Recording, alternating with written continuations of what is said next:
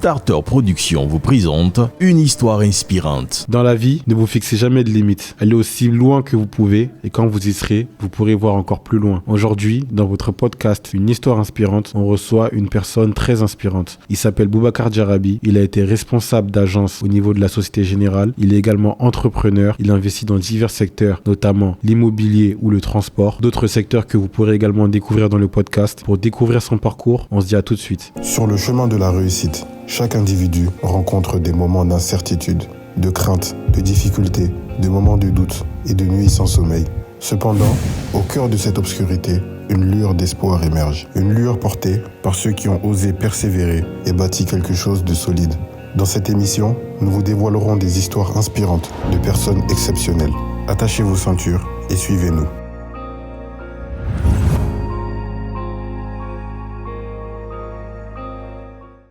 Salam Boubacar, comment est-ce que tu vas ?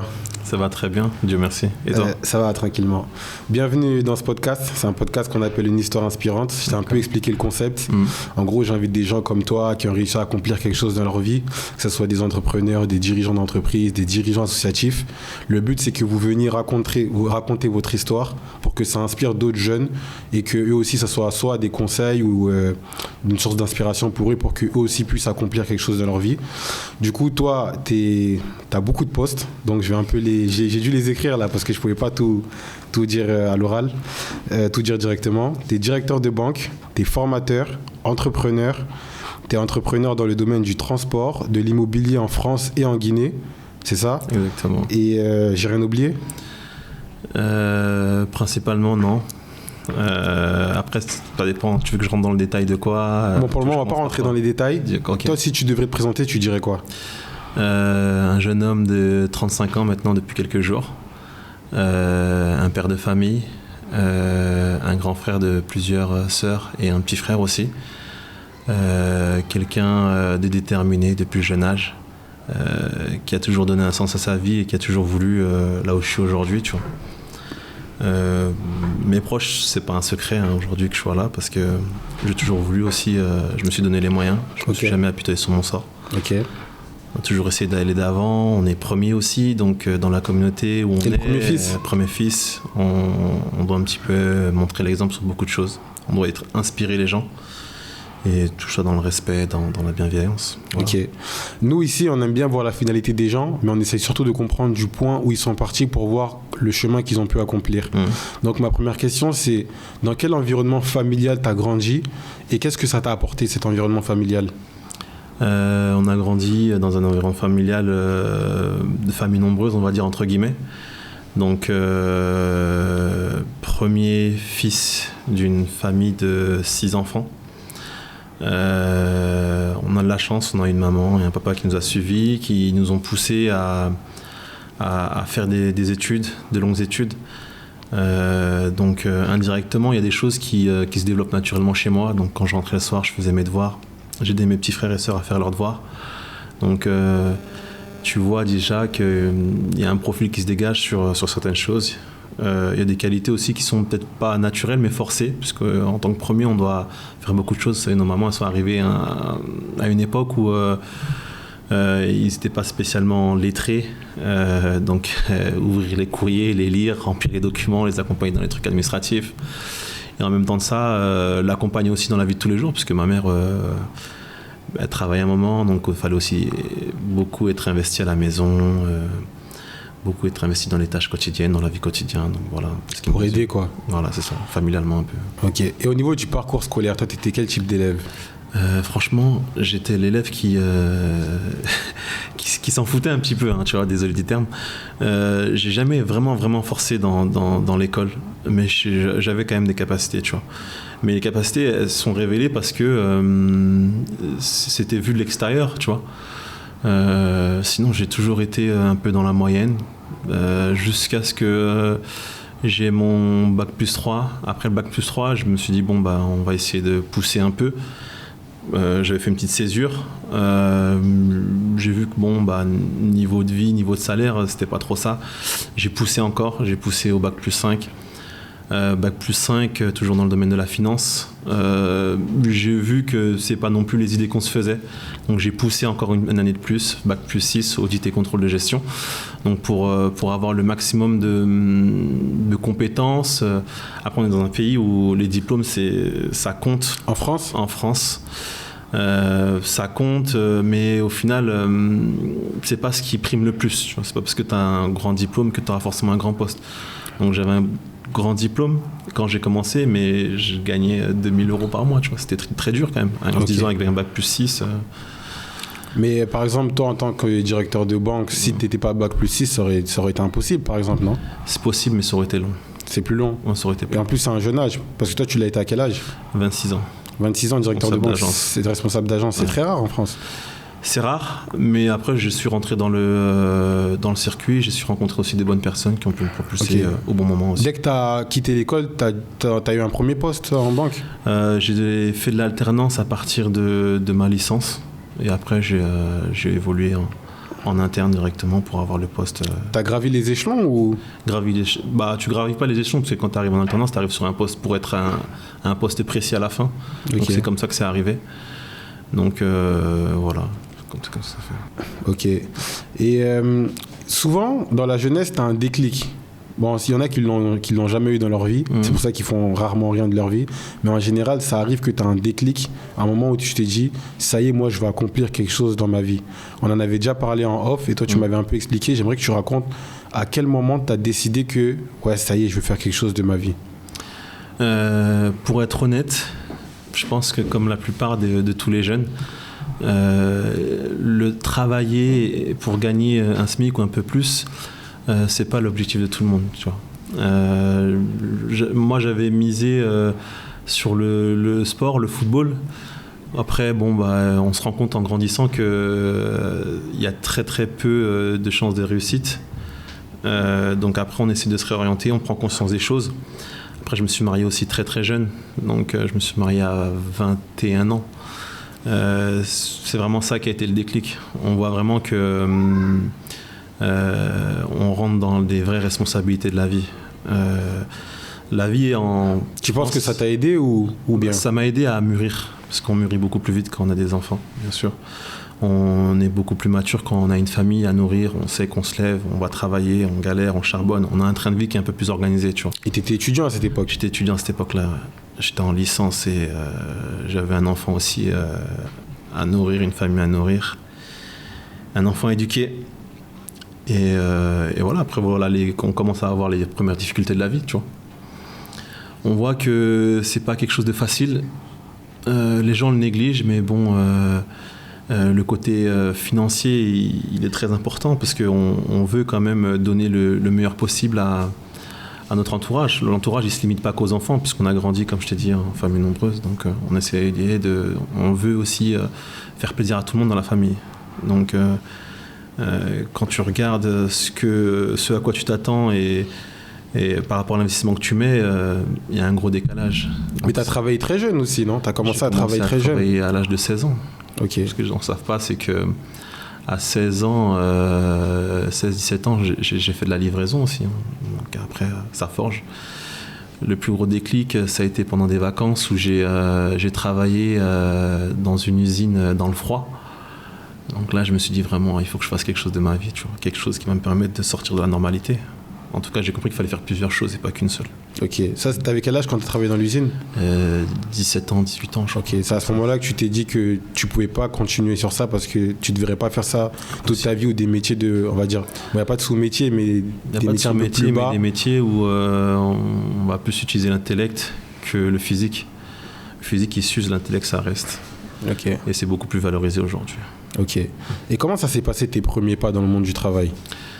Dans le monde du travail, au début, c'est pas facile parce que tu grandis dans un environnement qui n'est pas le reflet de ce que tu penses être professionnellement. Ce que tu as vu à l'école. Voilà. Et même sans ça, tu te donnes une image parce que dans ma famille, tu vois, on t'élève un peu parce que du fait de ta place hiérarchique, tu vois. Et dans le monde du travail, tu arrives quand même avec une certaine assurance et au final, quand tu travailles avec des gens qui ont 60 ans, 50 ans, pas à peine 20 ans, tu vois, l'appréhension, c'est pas forcément la même, tu vois.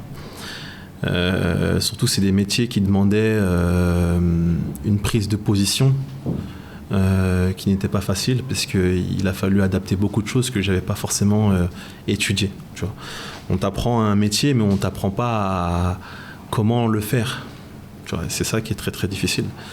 Après, par la suite, il y a plein de choses qu'on nous forme dans la théorie, mais pas facilement dans la pratique. Parce que même quand tu es en alternance, on ne donne pas les pleins pouvoirs. Tu es obligé de t'affirmer, monter en compétence, observer. Tu es obligé de reproduire une sorte de self-construction en soi-même, quoi. Ok, parce qu'en tant que directeur de banque ou responsable d'agence, on peut dire les deux, non? Ton travail, c'est surtout du management. Beaucoup de management, un peu de commercial, mais beaucoup de management, du suivi, la gestion d'être humain, la gestion humaine, commerciale, financière. Ok. Comment tu fais pour gérer tes ressources humaines, les hommes avec qui tu travailles, à un âge aussi jeune, alors que tu travailles avec des gens peut-être qui ont 20 ans, 30 ans de plus que toi? Tout au long de la scolarité, quand même, on apprend quand même un petit peu. Tu vois. On apprend un peu à gérer l'humain, on apprend les différents styles de management. Mais c'est compliqué d'apprendre à gérer l'humain. La théorie, ça peut pas être comme la pratique. Mais tu t'en sers, c'est un socle. Après, tu adaptes en fonction des personnes, tu vois. Il n'y a pas de bonne façon de faire pour moi. Il faut juste essayer. Tu essayes, tu vois si ça marche. Si tu essayes, si ça marche, tu fais un pas de plus. Si ça marche pas, tu recules, tu regardes et tu reviens. Tu fais 2 pas de plus, tu vois. Mais comme tu étais déjà chef de famille, tu avais déjà ta famille, et en plus de ça, tu étais le premier fils, tu avais déjà une certaine connaissance, on va dire, du management. On a toujours été manager sans le vouloir. C'est juste que après, ça s'est concrétisé, ça s'est mis en place sur le monde professionnel. Mais le parcours de vie fait qu'on avait déjà un petit peu certaines choses qui étaient un peu innées. Donc, et après, sur le tas, ça n'a pas été très difficile sur le coup. C'est plutôt comme ça que je le vois. Ok. Et ce poste de directeur, tu es resté pendant combien de temps?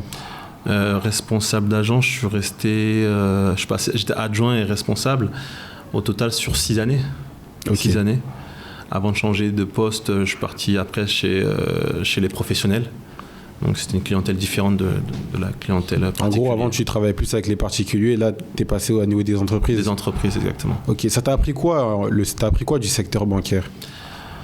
Moi je le vois parce qu'on a discuté niveau business à plusieurs reprises et souvent quand on discutait, toi tu avais une vision qui n'était pas totalement la même que la nôtre au niveau de tout ce qui est recherche de financement, au niveau de la gestion des projets.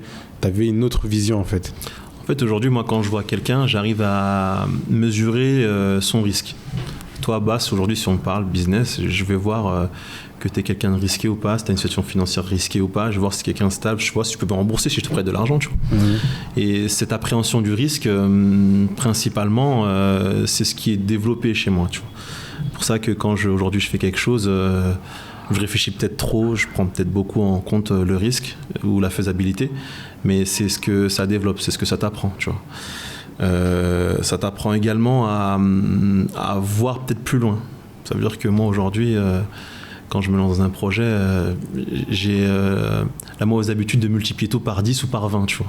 En nombre d'années, en volume ou en années. C'est mon petit défaut, mais je suis comme ça aujourd'hui. Ok. Ouais.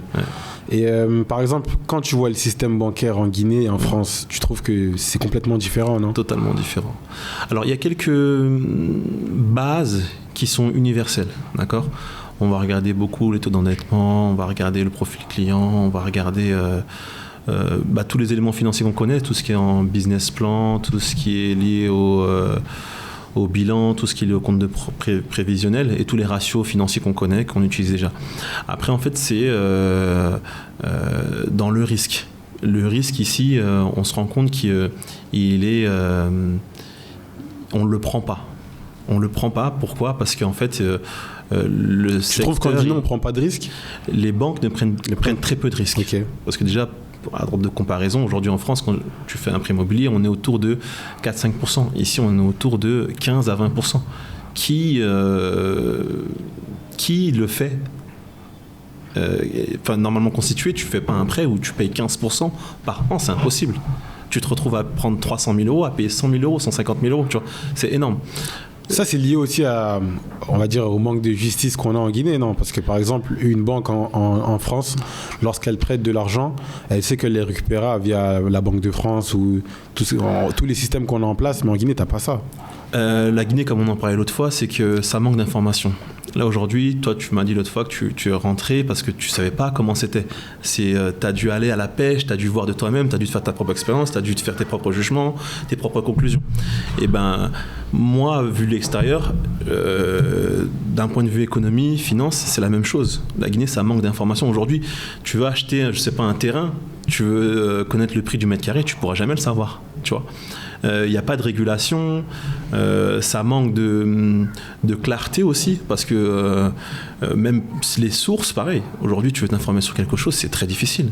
Si tu ne fais pas le pas de te dire, faut que je sois là, faut que j'aille à la pêche aux informations, faut que je rencontre les gens, faut que je me débrouille, faut que je nage un peu dans l'environnement pour essayer de connaître les choses. Et même sans ça, même avec toute l'expérience que tu vas engranger, tu n'es même pas encore dans la stabilité. Ce n'est pas parce que tu auras tout ça que tu t'assures quelque chose.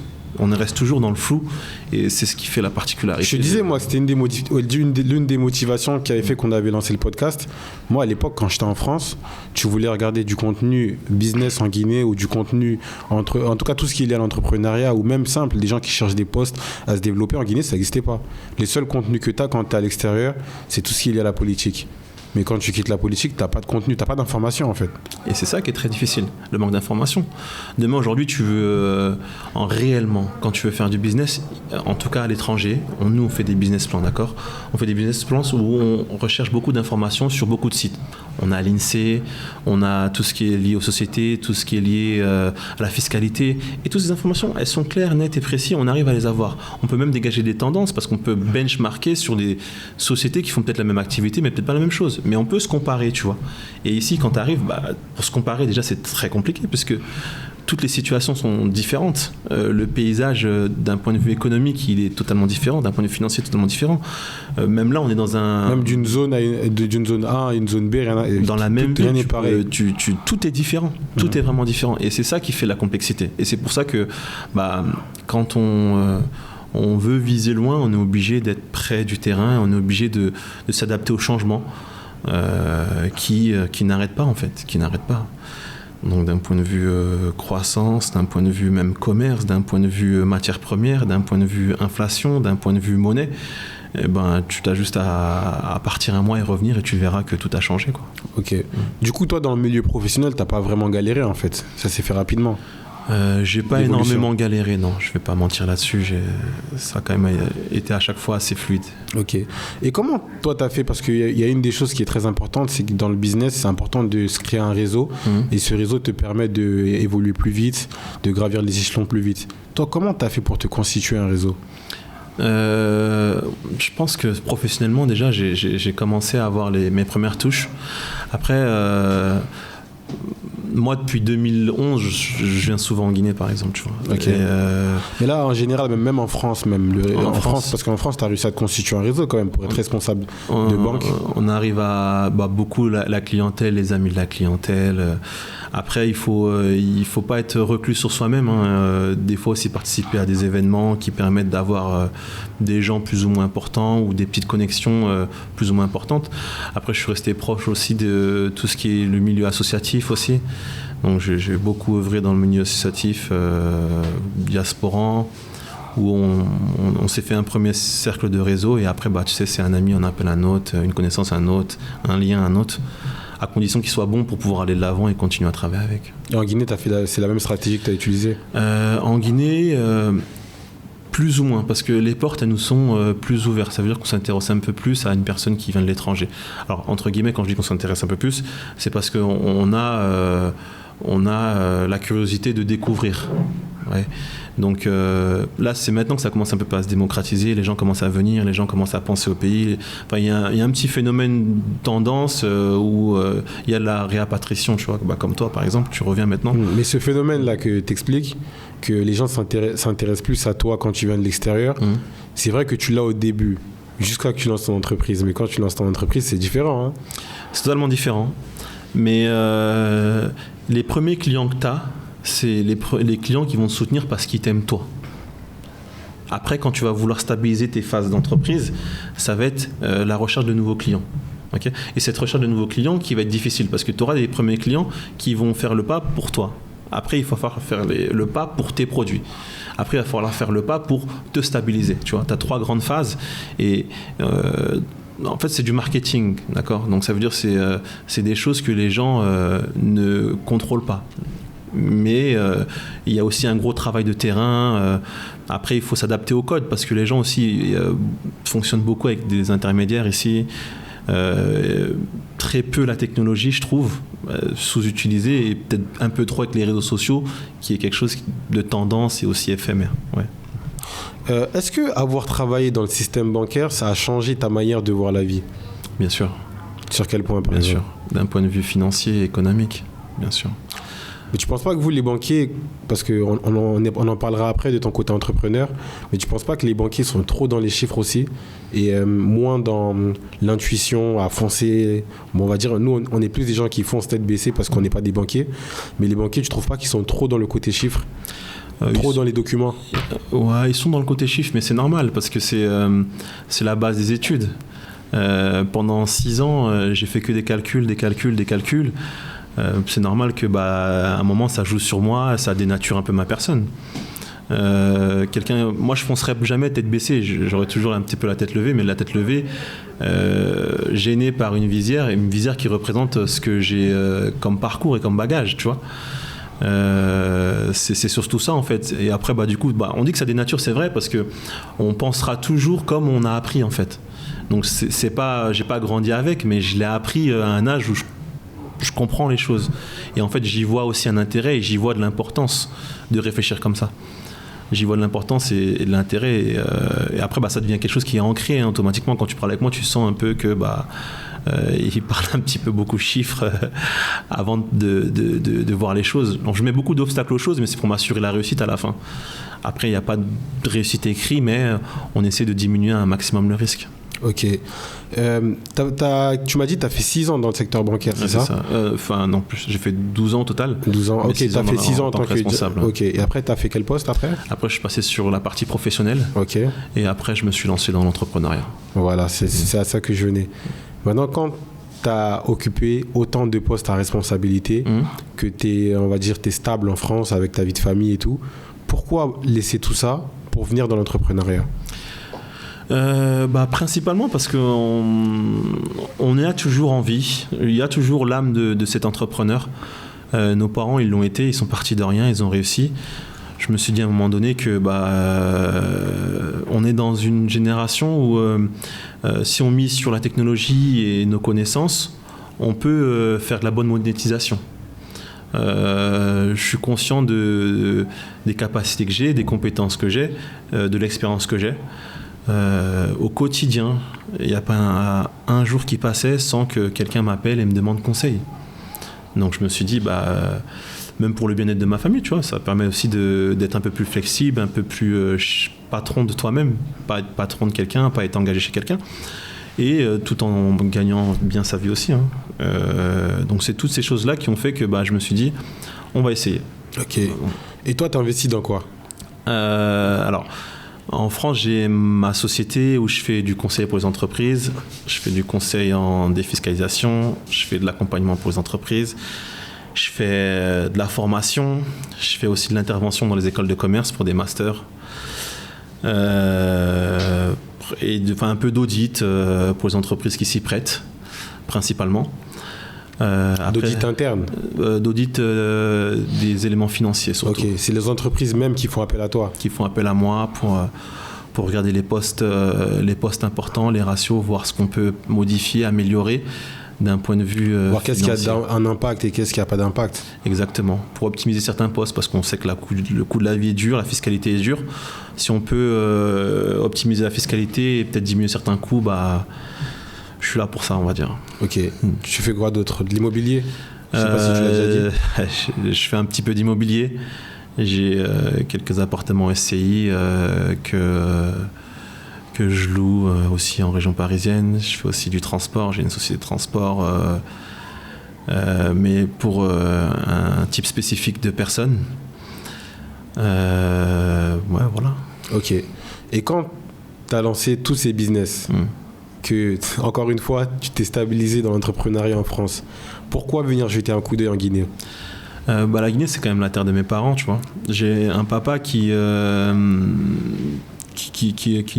nous a toujours un petit peu habitués, qui nous a toujours un petit peu fait aimer, qui nous a toujours parlé de la Guinée, et puis qui investit aussi en Guinée. Donc naturellement, c'est des choses qui sont dans la conscience.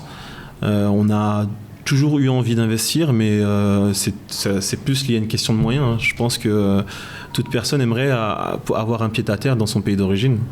Un pied-à-terre, pas forcément par l'habitation, mais aussi par peut-être du rendement. Donc il a fallu réfléchir en fonction des moyens.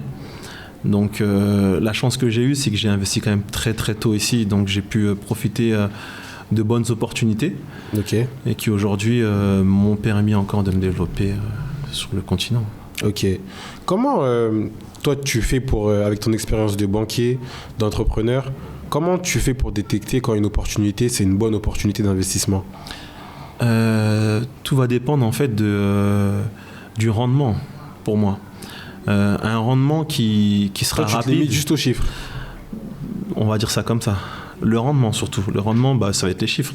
Un rendement rapide, je sais que c'est pas quelque chose qui dure. C'est quelque chose qui va être sur la tendance, tu vois. Après, il y aura aussi peut-être, un business sur lequel l'investissement il va pas être colossal, mais le rendement il va être moyennement rapide. Parce que j'aurais peut-être pas forcément besoin de rentrer d'argent maintenant.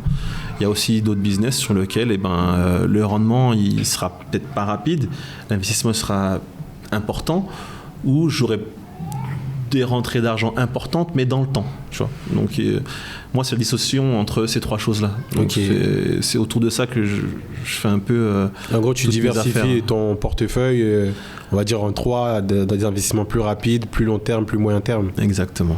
Il me faut quelque chose qui me permette d'assumer mon train de vie au quotidien. Quelque chose sur lequel j'ai un petit coup de plus en plus tous les 2 ou 3 mois.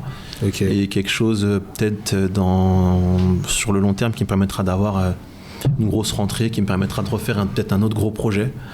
Et c'est comme ça que j'ai mis en place en tout cas ma stratégie de développement. Et en Guinée, tu as investi dans plusieurs secteurs aussi? En Guinée, j'ai investi dans plusieurs secteurs. Et tu as même investi dans plusieurs secteurs aussi? Et j'ai investi dans plusieurs secteurs aussi. Donc l'immobilier, la construction, l'agriculture aussi. Et là actuellement dans la monnaie virtuelle. Donc, on est en train de créer une monnaie virtuelle. C'est pas de la crypto-monnaie, mais c'est de la monnaie virtuelle qui sera basée sur un cours prédéfini avec les instances du pays qu'on est en train de rencontrer, qu'on est en train de développer, qui servira à développer socialement le pays, qui servira aussi de monnaie d'échange, qui servira à plein de choses. Voilà, il y a le Bitcoin qui est une bonne image, elle est partie de rien et grâce à la valorisation, aux investisseurs, à la confiance, à la régularité, au rendement, à la stabilité, ça a pu devenir quelque chose de grandiose. Aujourd'hui, je suis dans une optique où on peut faire la même chose à l'échelle guinéenne pour développer, amener un sentiment d'appartenance et aussi gagner de l'argent, parce que tous les détenteurs, en l'achetant dès le début, ils l'auront un prix. En attendant 1 an, elle sera un autre prix, quoi. Mais je pense que si on l'explique comme ça, il y a beaucoup de gens qui vont pas comprendre, tu vois. Donc, en gros, toi, c'est quoi déjà une monnaie électronique, c'est quoi déjà? Une monnaie électronique, c'est quelque chose qui n'est pas tangible, quelque chose que tu ne peux pas toucher, tu vois. C'est quelque chose qui a une valeur, qui est indexée sur un cours, qui est sur un marché, qui est sur une plateforme qui te permet d'acheter et vendre, puisque c'est ce qui va permettre la liquidité de la monnaie, c'est-à-dire la facilité à transformer cet argent en quelque chose. Voilà, en gros, c'est ça de la monnaie virtuelle. Toi, c'est quoi qui t'a motivé à vouloir créer une monnaie virtuelle? Qu'est-ce qui m'a motivé? Alors là, on est un peu dans un essor un peu technologique. Là, aujourd'hui, quand on regarde par rapport à il y a 15-20 ans, pour moi, dans ce que je vois, il n'a jamais eu autant de possibilités de développer autant de choses basées sur la technologie. On est en retard de beaucoup de choses, d'accord? On est en retard d'un point de vue technologique, on est en retard d'un point de vue matériel, humain, enfin tout ce que tu connais déjà. Et essayer de se mettre à la page de certains grands pays, qu'on connaît déjà qui utilisent ces monnaies pour faire tout type d'échange. D'accord ? Donc ça permet de fluidifier. Ça permet aussi de mettre peut-être le continent en valeur. Ça permettra aussi de se donner un peu ce sentiment aussi de fierté, de réussite, d'innovation, d'être à la page. Tu vois. C'est des choses qui manquent au quotidien ici. Il faut être décomplexé, il ne faut pas avoir peur de lancer des projets. Hein. Si ça marche, tant mieux. Si ça ne marche pas, tant mieux aussi. Tu vois. Ça servira toujours d'expérience. On saura en tirer les bénéfices. Tu as investi dans l'agriculture aussi. L'agriculture, c'est un business qui fait fantasmer grave les gens. Ouais. Moi, je l'ai vu par exemple même au podcast qu'on a fait, au contenu qu'on fait sur Internet. C'est un contenu qui fait fantasmer, pas qu'en Guinée, partout en Afrique, voire dans le monde entier. Toi, c'est quoi l'expérience que tu en as tirée ? Franchement, c'est quelque chose d'enseignant sur la vie. Dans le sens où... déjà, ça te donne le statut de propriétaire, puisque déjà, tu achètes d'abord les terres. Ça te donne le statut d'une personne engagée aussi, socialement, parce que moi, j'ai fait uniquement que du bio. Ça veut dire que je n'ai pas utilisé d'engrais sur tout ce que j'ai fait. D'accord ? On utilisait les semences et les rejets de mes poules et de mes vaches. Okay ? Donc, c'est tout ça qu'on utilisait comme en fait, engrais naturel et bio. C'est une super expérience dans le sens aussi où c'est hyper éducatif puisque on voit grandir la chose qu'on a travaillé, qu'on a semé, on le voit se développer, on voit le fruit naître, tu vois. C'est une belle leçon de vie. Financièrement, ça demande quand même aussi beaucoup de moyens.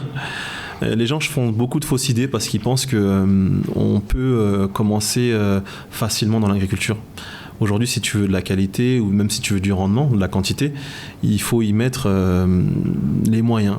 Le retour sur investissement, il n'est pas aussi rapide parce que les gens oublient une chose, c'est que même si tu gagnes de l'argent, il faut amortir ce que tu as investi quand même. Tu vois. À partir du moment où tu as remboursé ce que tu as investi, là, tu commences à être rentable. Mais même sans ça, ça prend du temps. Et il y a ce côté-là, peut-être que les gens négligent. Donc... c'est cet ensemble-là qui fait que c'est un super projet l'agriculture. Super projet. Tu penses que c'est un projet d'avenir en Guinée ? La Guinée, quand tu te balades, tu vois que de la verdure, que de la montagne, que de l'eau. Tu vois le paysage.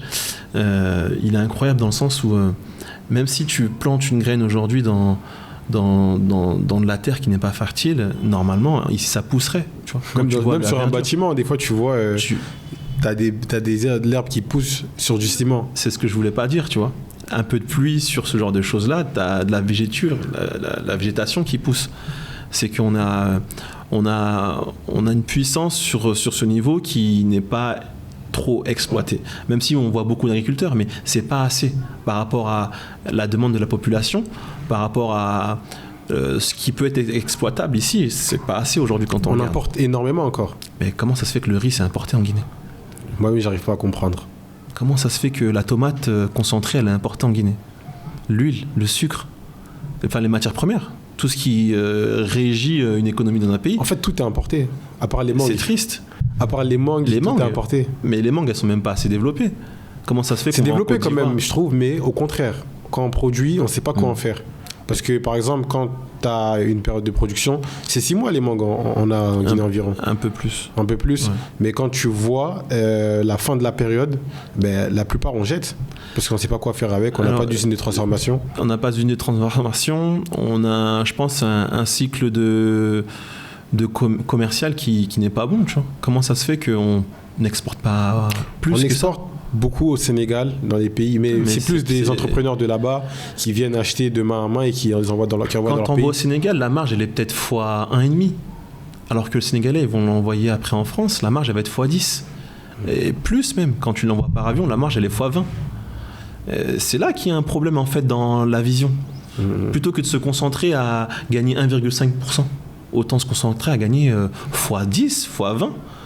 Peut-être que tu vas mettre un petit peu plus, mais à la fin, le rendement, il sera beaucoup plus élevé. Comment on peut augmenter ce rendement, à ton avis ? En se concentrant sur, je pense, la qualité. La qualité, c'est ce qui va faire le renom. Le renom, après, c'est ce qui va faire la réputation. D'accord ? Mais on a des mangues de qualité quand même en Guinée. Mais elles sont super bonnes. En période de mangue, les mangues que tu mangeras en Guinée, tu les mangeras nulle part ailleurs. Au-delà même des mangues, même tout ce qu'on produit en Guinée en général, c'est de la qualité. Tout ce qui est fruits et légumes, c'est super bon. Et en plus, c'est produit, je pense, de ce que j'ai vu, pour la plupart de manière bio, sans le savoir. C'est-à-dire qu'on n'accélère pas la croissance. On n'accélère on accélère beaucoup la croissance, justement. En fait, moi, je l'ai vu même parce que ça m'est arrivé de travailler sur des projets agricoles. Et justement, en Guinée, en fait, on utilise beaucoup d'engrais.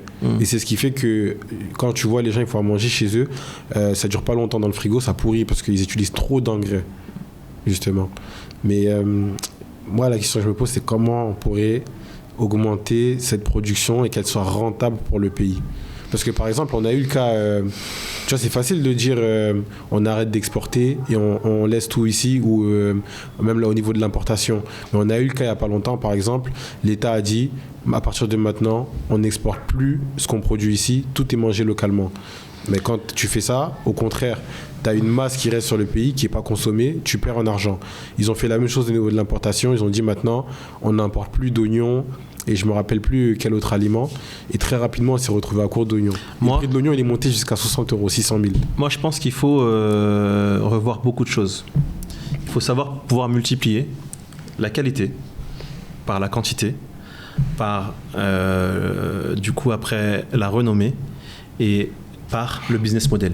La transformation. La transformation. Si on arrive à revoir ces 4 choses-là, en essayant d'uniformiser un processus, en ayant des plateformes, en ayant des outils, en se servant de la technologie, en se servant de choses qui permettent le bon développement, par exemple, ailleurs. Tu vois, quand on branch, ça veut dire qu'on se sert des bonnes pratiques ailleurs.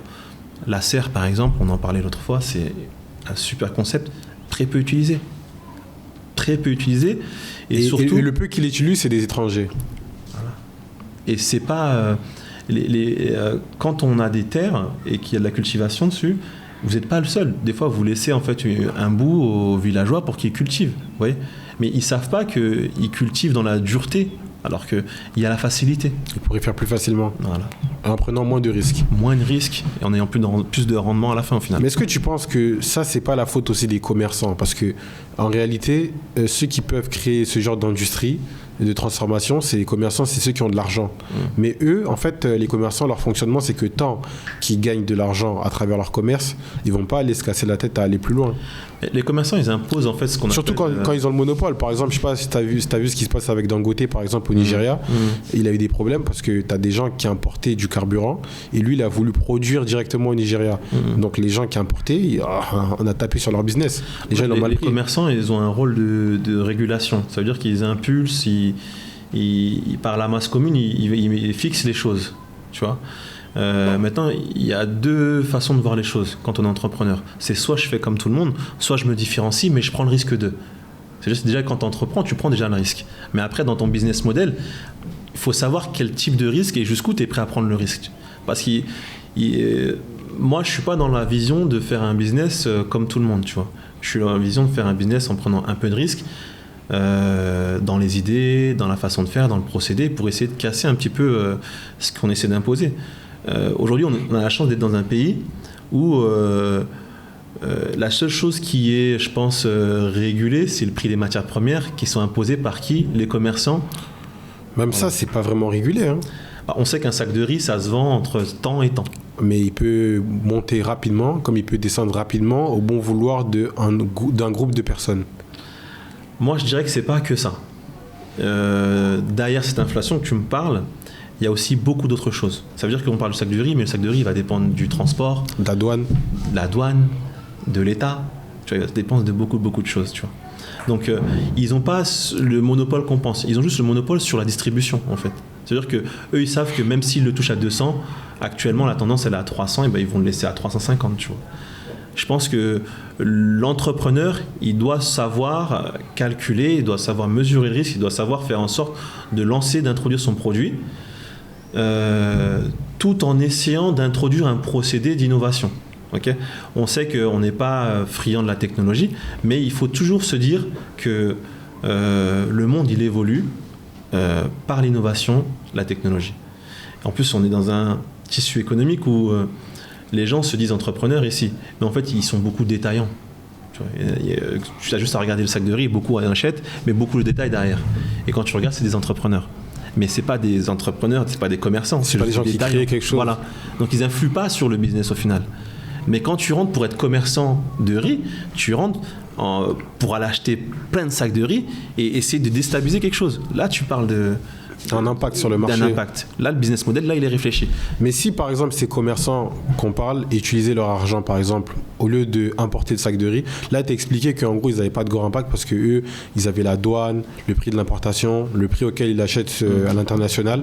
Si, par exemple, au lieu de faire tout ça, ils le produisaient localement, là, ils auraient un impact beaucoup plus grand sur la société, positif, et c'est eux qui fixeraient vraiment les prix. Donc, ils se feraient plus d'argent et ils aideraient plus la société. J'ai rien à rajouter là, t'as tout dit. Du coup, on va avancer sur ce sujet. Toi, tu fais quoi avec ton argent ? Moi, je fais quoi ? Comment tu profites ? Je réinvestis beaucoup. Je construis. C'est quoi beaucoup ? Parce que les banquiers, ils ont une grande gestion du risque. Beaucoup ? Moi, si je dis beaucoup, par exemple, moi, comme je te disais, il y a moyen que j'ai réinvesti peut-être 70-80% des revenus de l'entreprise dans d'autres secteurs que je m'imaginerais lancer plus tard, ou même dans ce qu'on fait déjà, tu vois. Donc, je sais pas en termes de...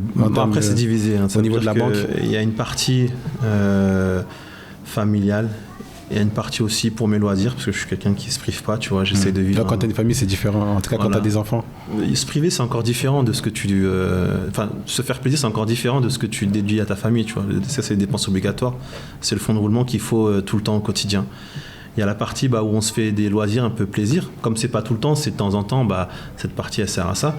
Et quand je dis qu'il y a une partie qui est investie, c'est qu'il y a au moins, je peux dire... 50% de ce que je gagne tous les mois ou 2 mois ou 3 mois qui servent à donner de l'impulsion à mes projets sur place. Donc c'est un peu comme ça que je...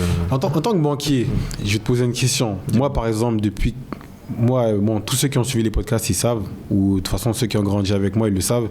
Je travaille depuis quasiment que j'ai 13 ans, tu vois. Je travaille en restauration. Et depuis cette époque-là, au début, j'achetais beaucoup dans les vêtements. Mais après, quand j'ai compris, je suis quelqu'un qui investit beaucoup depuis cette époque-là. Mais vraiment beaucoup. Et ça fait qu'en réalité, tu ne profites pas réellement de ton argent. Est-ce que tu penses que, par exemple, toi, à un niveau même 50%, c'est pas trop élevé dans la marge que tu investis et qu'il faudrait avoir une marge plus élevée où tu profites aussi de ton argent pour voir les bénéfices de ce que tu fais ? Parce que quand tu ne profites pas, à un moment donné, en fait, ça ne sert à rien, en fait, tout ce que tu fais. Tu sais déjà... Pour pouvoir parler de ce que je te dis là, ça a l'air simple, il ne peut pas, tu vois.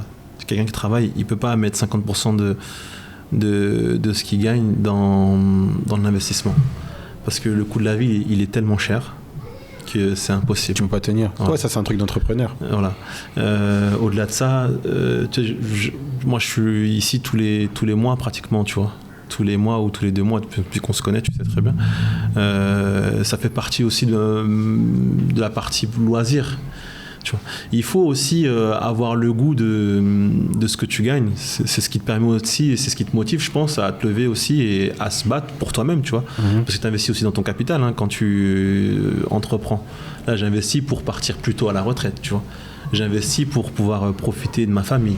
J'investis pour pouvoir aussi tu vois, nous, on se dit ça, avoir plus de loisirs. Nous, on se dit ça parce qu'on voit vraiment sur du long terme. Mais qu'est-ce qui nous dit qu'on va atteindre la retraite ? Ça veut dire qu'on aura tout sacrifié pour rien. C'est là l'erreur. C'est que même si tu sacrifies pas, tu te dis que tu veux travailler jusqu'à la retraite. Est-ce que 1 000 €, ça te suffira pour maintenir ton train de vie, tu vois, par rapport à tes objectifs ? C'est ça qu'on doit se dire pour peut-être commencer à entreprendre. Parce que est-ce qu'aujourd'hui tu te vois travailler jusqu'à 65 ans, 70 ans ? C'est une question qui est vite fait à répondre. Tu vois. En vrai, quand normalement constitué, tu dis non, je ne travaillerai jamais jusqu'à. Ce qui serait l'idéal, c'est au moins un âge qui te permet de profiter avec toute ta famille et profiter de ce que tu as pu construire. Je pense que le déclic qu'on a eu, il est venu de la même chose. Moi, c'était pareil quand je travaillais en restauration, quand j'étais petit. En fait, quand tu fais ça à 13, 14, 15 ans, 16 ans, 17 ans, pendant 4-5 ans, à un moment donné, tu te dis, mais attends, j'ai même pas commencé ma vie, j'ai fait 5 ans dans ça. Est-ce que je me verrais faire ça pendant 60 ans ? 50 ans. C'est là que c'est très important ce que tu as fait, c'est que tu as commencé jeune. Donc tu te rends compte des choses. Tu t'es rendu compte que la façon dont le système il réorganise, il prévoit les choses pour toi, ça n'allait pas te convenir. imagine ceux qui font des longues études et qui rentrent dans la vie active à partir de 30 ans. Veille de trentaine, tu vois. Quand est-ce qu'ils vont se rendre compte de ça ? Ils vont se rendre compte de ça quand ils auront 45, 50 ans, tu vois. Toi, aujourd'hui, tu as le double de l'âge à laquelle tu as commencé. Donc, tu as pu aujourd'hui te dire, je fais pas ce que j'aime, mais ça va pas me motiver. La petite différence qu'il y aura, c'est que eux, au moins, ils auront... Bon, ça, c'est une réflexion que je me fais. Hein. C'est qu'eux, au moins, à 30 ans, ils se diront qu'ils ont eu une jeunesse, tu vois. Ils n'ont pas fait que de travailler jusqu'à leurs 30 ans. Alors que nous, par exemple, qui avons commencé tôt, on n'a jamais réellement profité, tu vois. Quand je dis profiter, ça ne veut pas forcément dire faire la fête, mais il y a plein de choses que des gens de mon âge font aujourd'hui que moi, j'ai pas pu faire. Ah, mais eux feront le sacrifice à partir de 50 ans. Alors que toi, le sacrifice, tu l'as fait dans ta jeunesse, tu vois. Le temps, il va en avançant, il va pas en reculant. Donc, vaut mieux sacrifier dès le début pour être mieux plus tard, et plutôt que de profiter dès le début et galérer plus tard. Tu vois. Sans savoir si on vivra le plus tard. Surtout. Parce qu'on ne sait pas si on le verra le plus tard. On ne sait pas, mais bon, on vit en se disant que demain on sera vivant. Tu vois. On ne vit pas en se disant que tout peut s'arrêter demain. On vit avec l'espoir. En plus, quand tu as une famille, tu vois, tu mises sur beaucoup de choses. Ouais. Je sais qu'on a raison, mais bon, c'est plus une réflexion, tu vois. Mais même mon père, moi, il me le dit souvent, tu vois. Il me dit que lui, par exemple, pendant toute sa jeunesse, quand il gagnait de l'argent, il divisait son argent en 3. Il disait que lui, en fait, il investissait une partie pour sa famille, une partie dans ses investissements entrepreneurial, business, et une partie, c'était pour la religion, tu vois. Et c'est ce qui fait qu'au jour d'aujourd'hui, lui, il est très stable. Okay. Il ne travaille pas depuis 20 ans, il ne fait rien. Il a assimilé un principe d'éducation financière. On apprend à l'école. On n'apprend pas à l'école. Et dans les écoles de commerce. Un petit peu. Lui, il ne l'a pas appris, tu vois. Il l'a assimilé. Il a su qu'il fallait qu'il diversifie ses investissements pour pouvoir avoir une stabilité qui va lui permettre d'être bien aujourd'hui. Et il a diversifié, mais ça a payé parce qu'aujourd'hui, vous êtes aussi dans des bonnes conditions. Et, le premier à remercier, c'est lui. Voilà, il aurait, s'il ne se serait pas sacrifié durant toute sa jeunesse, est-ce qu'il aurait pu être dans le confort dans lequel il est aujourd'hui ? Parce que ce confort, il continue, pas par ses investissements, mais par le fruit que ces investissements, ils vous apportent à vous. Tu vois. Et c'est ça en fait. Est-ce que tu penses à ce titre-là, c'est très important. Moi j'ai eu la chance de l'avoir, toi t'as pas eu la chance vu que toi t'es le premier fils, mais avoir des modèles que tu peux regarder, c'est très important. Mais après même au-delà de ça, même nous on vient à peu près de la même communauté, mais on n'a pas beaucoup eu ce genre de modèles. Moi par exemple, quand je regarde tout ce que je fais sur le plan entrepreneurial, des fois ça m'arrive même de demander des conseils, mais j'ai pas de réel modèle que je peux regarder en me disant lui il a fait comme ça en Guinée quand il est venu, lui il a fait comme ça, tu vois. C'est vraiment de la création en fait, on fait tout en one shot et on n'a pas eu ce genre de modèle qui peut nous inspirer ou nous montrer ce qu'il a fait. Mais t'as quand même pas mal de bénédictions aussi, hein, tu sais, je pense que tu as été un enfant qui a cherché auprès de sa maman et c'est ce qui retombe aussi sur toi, tu vois. Parce qu'on ne peut pas comparer les générations, les années. Nos parents, la façon dont ils ont grandi, on ne grandira jamais comme ça. La façon dont nous on a grandi, nos enfants ne grandiront jamais comme ça. Le monde, il change, il évolue. C'est vrai que avoir un modèle, ça permet de ne pas faire d'erreur. Mais si tu ne fais pas d'erreur aussi, tu n'avances pas à la vitesse voulue, tu vois. L'erreur, elle te permet aussi être sert d'expérience, elle est toujours bonne à prendre, tu vois, dans la mesure de cette erreur. Donc pour moi, c'est un bien ou ça peut être un mal. Mais le monde, il change tellement que au final, tu te dis, vaut mieux faire son propre parcours, avoir sa propre expérience et tirer ses propres enseignements. Toi, c'est quoi les enseignements que tu as tirés de ton parcours ? Mon parcours, jamais baisser les bras, toujours y croire, beaucoup de détermination. Essayer de mettre un peu de sérieux aussi dans les choses qu'on fait, puisque ça peut aller très vite, hein. Tu sais, quand tu commences un peu à avoir un peu d'argent, y a beaucoup d'idées qui viennent en toi, hein, tu vois. Plus facilement. Pareil. Après, voilà, on est aussi des musulmans, tu vois. Il y a la foi aussi qui joue, qui cadre, et qui sert un peu d'exemple et d'enseignement pour nous, hein. Tu vois, avec du recul, moi, il y a une chose que j'ai compris. Je le savais déjà depuis longtemps, mais je l'ai encore plus compris depuis que je suis en Guinée, tu vois. L'expérience, c'est ce qui te fait avancer plus vite, tu vois. Moi, l'expérience que j'ai aujourd'hui, si je l'avais eu au moment où j'étais arrivé en Guinée, je pense que je serais allé encore plus vite dans mon évolution, tu vois. Et toi, tu as un gros parcours entrepreneurial et au niveau de quand tu travaillais. Si tu devais reprendre tout ton parcours de zéro avec toute l'expérience que tu as acquis, est-ce qu'il y a des choses que tu ferais différemment? Franchement, non. Franchement, non. Toutes les erreurs que j'ai pu faire, elles m'ont permis de faire mieux par la suite. Et tu sais, c'est quelque chose qui va de pair. Hein. C'est-à-dire que tu fais des erreurs, tu prends l'expérience, tu gagnes en compétences. Les compétences, tu les comprends peut-être un peu plus vite par le biais des études. Ou pas. Ça dépend le domaine dans lequel tu es, tu vois. Aujourd'hui, il y a certains domaines, tu ne peux pas y arriver sans un minimum de connaissances. Il y a certains domaines qui sont liés à la connaissance et il y a des domaines d'activité qui sont liés aussi aux compétences, tu vois. Ce que tu fais, c'est quelque chose qui colle à toi, à ta personnalité, à ton vécu, à ce que tu as appris dans la vie et à ton rang, tu vois. Et alors qu'il y a d'autres domaines qui vont demander d'avoir peut-être un tout petit peu plus de réflexion, mais et peut-être pas beaucoup de compétences, tu vois. C'est pour ça que l'être humain, tout est vraiment tout écrit au final quand tu regardes, parce qu'on ne fait pas la même chose, on n'est pas pareil. Mais la façon d'y arriver, en fonction des gens, elle sera jamais pareille. C'est clair. Ouais. Et toi, c'est quoi les compétences qui t'ont permis de t'améliorer? Les compétences. Alors, il y a... Je pense que... Les qualités, hein, je dis compétences, alors, qualité. J'aime bien dire l'adaptabilité. Ça veut dire que on a commencé à un niveau très bas, hein, on n'est pas né avec une cuillère dans la bouche. Et on a toujours su s'adapter en fonction des situations, des environnements, des personnes, le milieu, le monde aussi dans lequel on est. Ça veut dire qu'aujourd'hui, j'ai pas de problème d'adaptabilité. Et la transversalité dans tout ce qu'on fait dans la vie, c'est... j'ai envie de dire primordial. Ça veut dire qu'il faut savoir être un caméléon en fonction du milieu dans lequel on est. Ça veut dire que je peux aller au village, ça me dérange pas, tu vois. Je peux être en capitale, ça me dérange pas. Je peux être dans n'importe quel lieu. Je sais que j'ai cette capacité à m'adapter. Alors, je sais pas si c'est une compétence ou une qualité, mais je sais que je dégage cet esprit de confiance aussi, tu vois. Donc quand tu es conscient de ça, tu sais que tu vas être plus facilement écouté, tu vois. Après, je suis quelqu'un aussi de très patient, très très patient, c'est aussi une de mes forces. À contrario de ne pas être un défaut, parce que je pense que c'est la patience, la transversalité, l'adaptabilité. Et après, j'ai la chance aussi d'avoir aussi un bon entourage.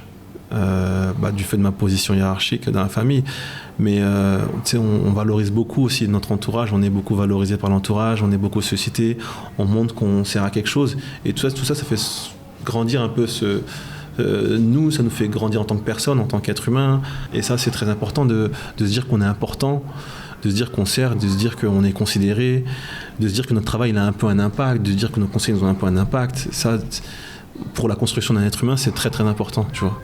Le développement pour la construction humaine, c'est très très important. Okay. Il y a beaucoup de jeunes en Guinée ou à l'extérieur, en France même, qui essayent aussi d'accomplir des choses dans leur vie, d'atteindre les postes que tu as pu atteindre ou de créer des entreprises.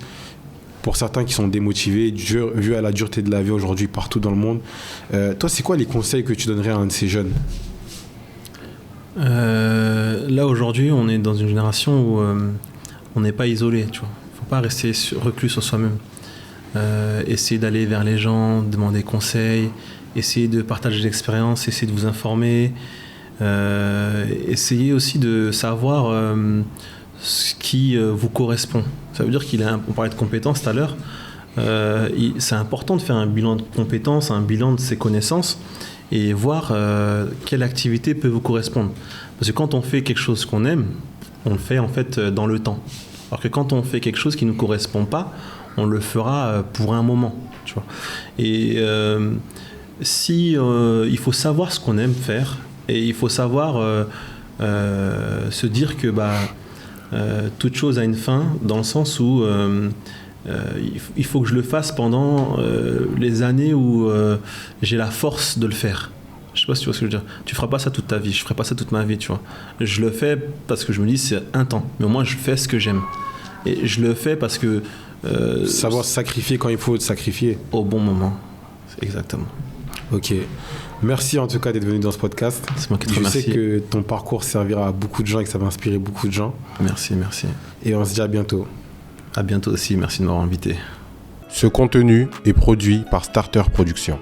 Bonjour, permettez-moi de prendre un instant pour aborder un sujet crucial. Je suis Bassekou Djabi, le fondateur de Starter Productions, une société spécialisée dans la production audiovisuelle, dévouée à amplifier votre communication. Que vous soyez une entreprise en quête de nouveaux clients ou une institution désireuse de promouvoir ses activités, nous sommes là pour vous accompagner. Si vous aspirez à aller plus loin, notre équipe de Shams Communication peut concevoir une stratégie sur mesure pour accroître votre visibilité et propulser vos activités. Enfin, pour immortaliser vos moments personnels mémorables tels que les mariages, Starter Events est à votre service. N'hésitez pas à nous contacter sur l'un de nos divers réseaux sociaux ou via WhatsApp au numéro suivant, le 00 224 627 94 25 59. Le 00 224 627 94 25 59.